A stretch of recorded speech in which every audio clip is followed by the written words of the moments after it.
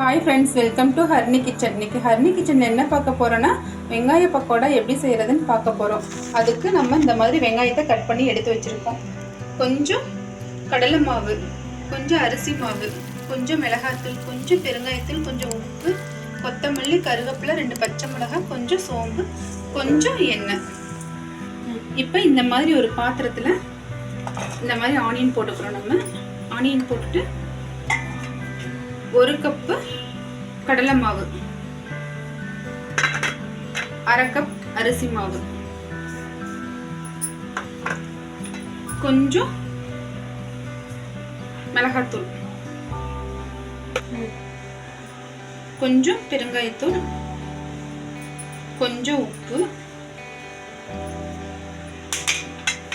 கொஞ்சம் கொத்தமல்லி, கொஞ்சம் கருவேப்பிலை, 2 பச்சை மிளகாய் இந்த மாதிரி கட் பண்ணி வச்சிருக்கோம், கொஞ்சம் சோம்பு. இந்த மாதிரி நல்லா மிக்ஸ் பண்ணிக்கணும்.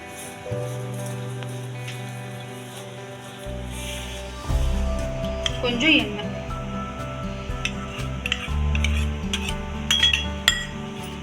நல்லா இந்த மாதிரி மிக்ஸ் பண்ணிக்கணும். தண்ணி ஊற்றலை, வெங்காயத்துலேயே தண்ணி இருக்கும், அதனால நம்ம தண்ணி ஊற்றலை. இந்த மாதிரி மிக்ஸ் பண்ணிக்கிட்டு நம்ம எண்ணெய் காஞ்சதுக்கு அப்புறம் கொஞ்சமா தண்ணி தெளிச்சு விட்டு இது பண்ணணும். அப்பதான் நல்லா இருக்கும், நல்லா மொறு மொறுன்னு வரும், டேஸ்டாகவும் இருக்கும்.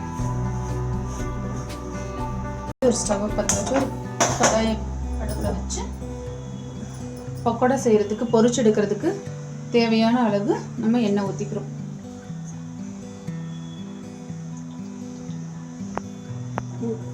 எண்ணெய் காஞ்சிட்டு இருக்கு. எண்ணெய் காஞ்சிட்டு இருக்கும்போது லேசா கொஞ்சம் நம்ம தண்ணி தெளிச்சு மறுபடியும் கொஞ்சம் மிக்ஸ் பண்ணிக்கணும்.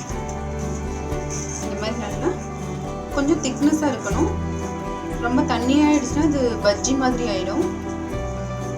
இந்த மாதிரி நல்லா கெட்டியா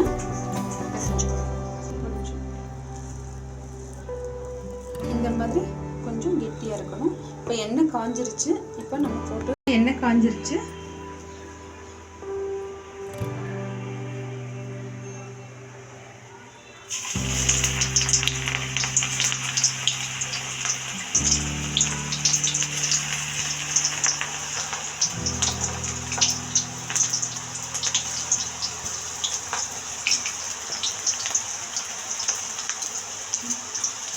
இப்போ இந்த மாதிரி கொஞ்சம் கொஞ்சமாக போட்டு வெங்காயம் மிக்ஸ் பண்ணி வச்சுருக்கிறத போட்டால் இந்த மாதிரி மெதுவாக திருப்பி விடணும்.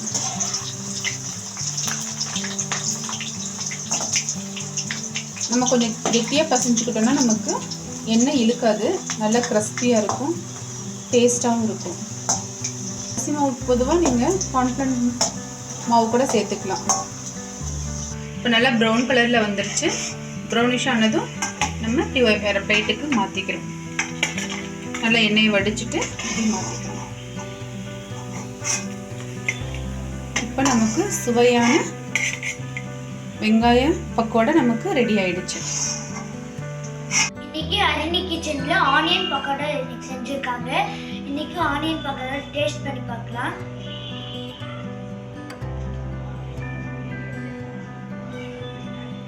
டேஸ்டா இருக்கு, மொறு மொறுன்னு இருக்கு. பிடிச்சிச்சுன்னா லைக் பண்ணுங்க, ஷேர் பண்ணுங்க, சப்ஸ்கிரைப் பண்ணுங்க, பெல்